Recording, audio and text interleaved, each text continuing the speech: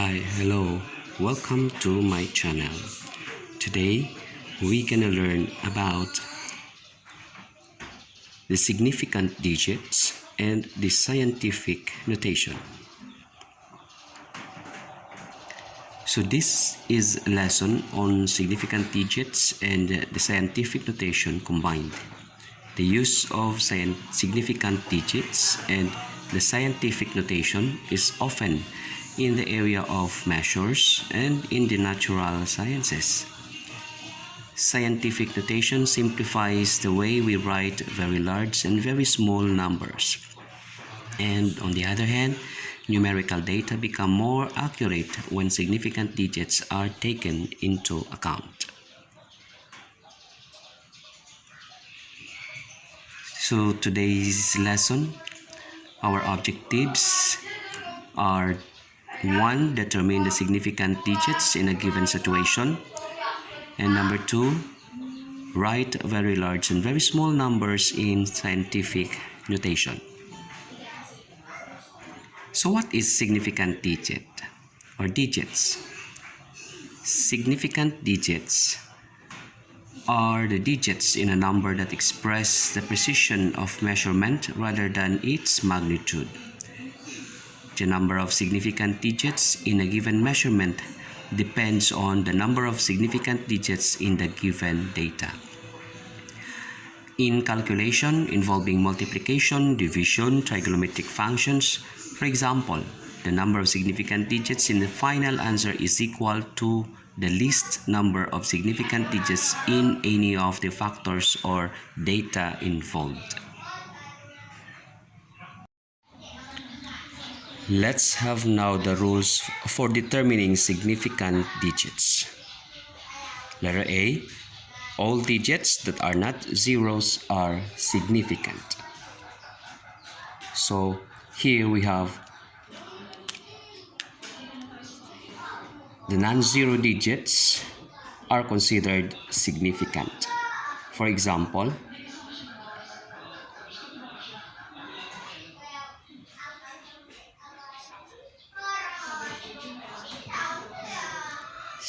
seven, 2, 3, 1, or 7,231.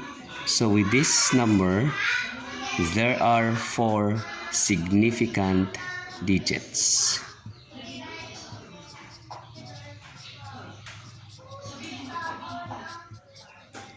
So as stated in this rule, all digits that are not zeros are considered significant.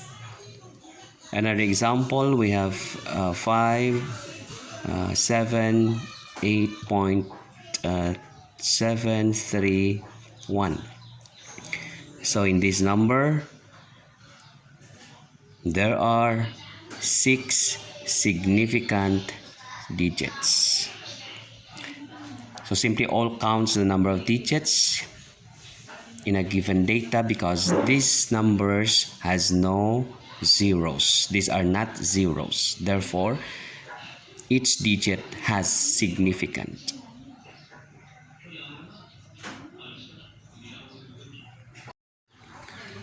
Let's proceed now to rule letter B.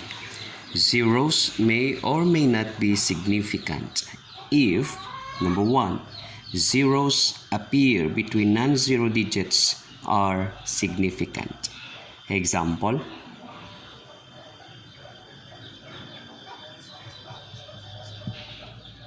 503.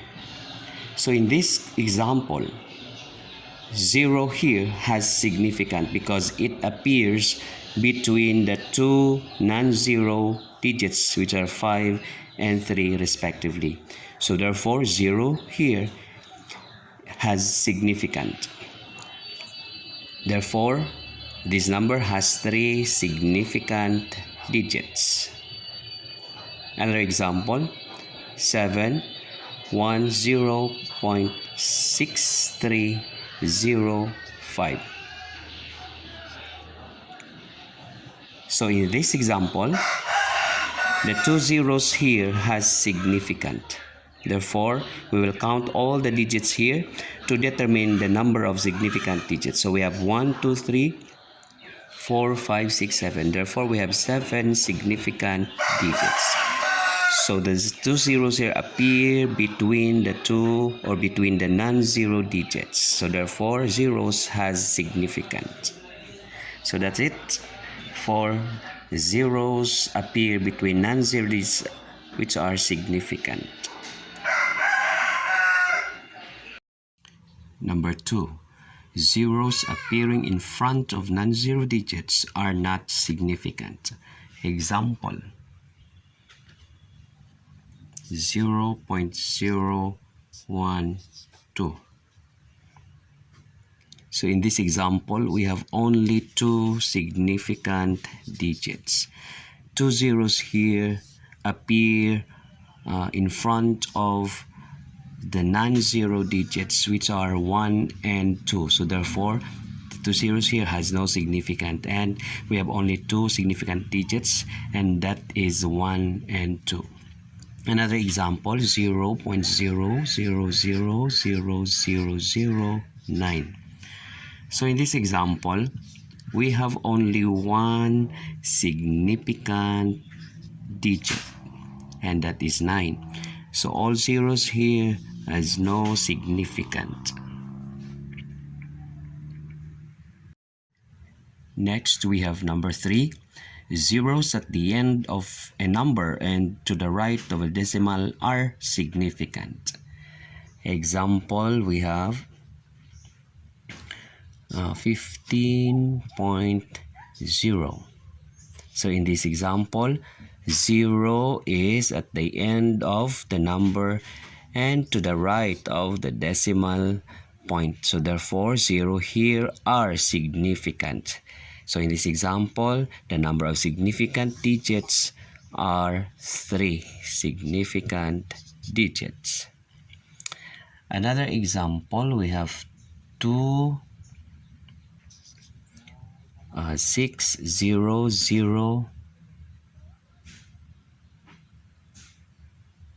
0.00. So how many significant digits are in this example?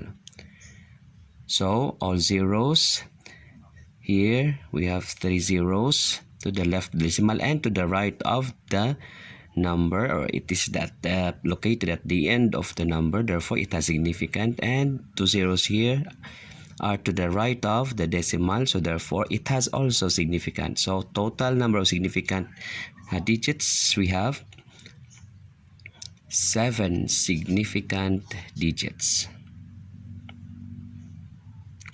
So this is rule number 3, where zeros has significant.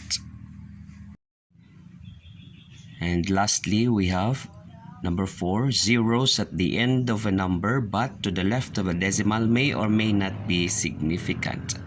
Example, we have 58000 or 58,000. Now, in this number, we have only two significant digits. Zeros here has no significance, so only 5 and 8. But if we have 5 given 58000, then you have the decimal point here. Then zeros has significant, and we have 5 significant digits in this example.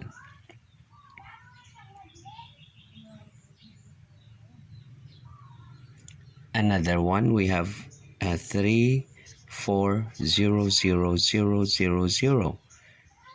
Or in this example, we have 2 significant digits.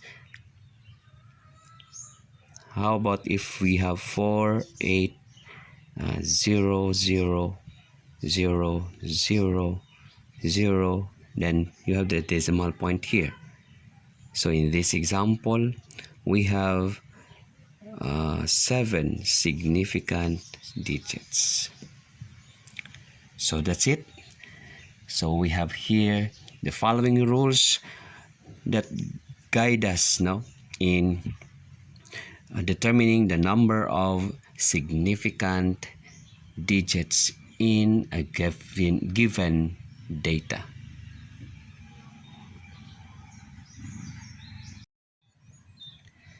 Next, we have the scientific notation. So when we say scientific notation, it's the simplest way of expressing very large or very small numbers. So it is written in the form of n times 10 raised to b, or raised to any variable you want. So this is the form of expressing your number in scientific notation, where your n is, the value of n is less than 10. So it should be less than 10. And your 10 here is the base, the power of 10, and your b is your exponent. So your exponent will be based on whether you move the decimal point to the left or to the right, and it is probably be positive or negative depending on its movement. So we'll find out it later with the rules in expressing the number in scientific notation. Okay, rule number 1 in writing or expressing the number in scientific notation. Move the decimal point to the right or left after the first significant digit and copy the significant digits to the right of the first digits. If the number is a whole number and has no decimal point, so place a decimal point after the first significant digit and copy the significant digits to its right. For example, 3,000,000. So this example has one significant digit, so which is 3. So what we're going to do is place a decimal point after 3. So we have 3.0.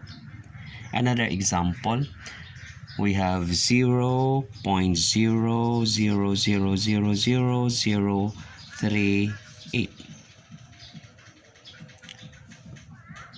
So the first significant digit here is 3. So place a decimal point after 3. So we have 3.8. So that's how we follow this rule number 1 in expressing the number in scientific notation. Next, we have step number 2. Multiply the adjusted number in step 1 by a power of 10, the exponent of which is the number of digits that the decimal point was moved, positive if moved to the left, and negative if moved to the right. For example,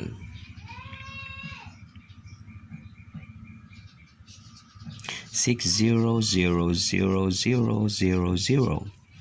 So in this example, understood that the decimal point is located here.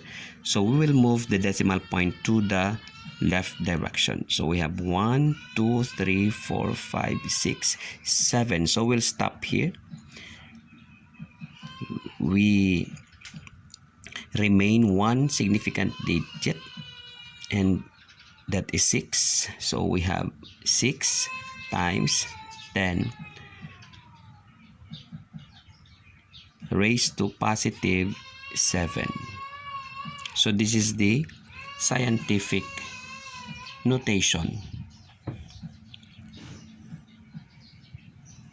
Another example, 6,8,0,0,0,0,0,0,0. So understood that the decimal point is here, so we'll move again the decimal point to the left direction. So we have 1, 2, 3, 4, 5, 6, 7, 8. So we'll stop here.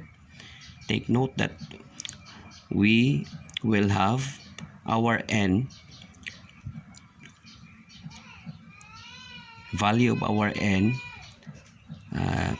less than 10, so it should be one digit left, no? So we have 6.8 times 10 raised to how many moves we had? 1, 2, 3, 4, 5, 6, 7, 8. So we have positive 8. So this is the equivalent of this number in scientific notation. So that is moving the decimal to the left. Take note, the exponent is positive because we move the decimal point to the left direction. Another, we have moving the decimal point to the right. So our example is 0.00000076. Okay, so the decimal point is located here. So we will move the decimal to the right direction. So we have 1, 2, 3, 4, 5, 6, 7, 8. So we'll stop here.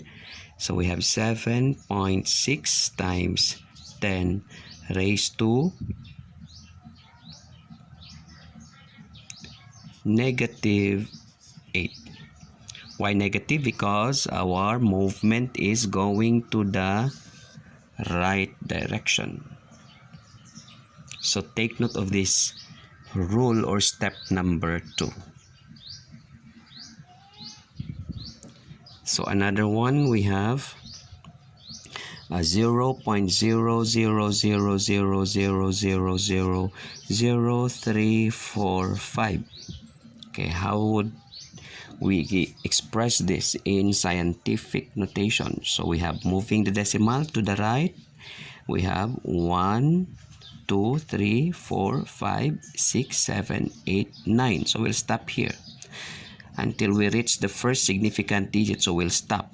So we will copy 4 and 5. So our answer is 3.45 times 10 raised to how many moves?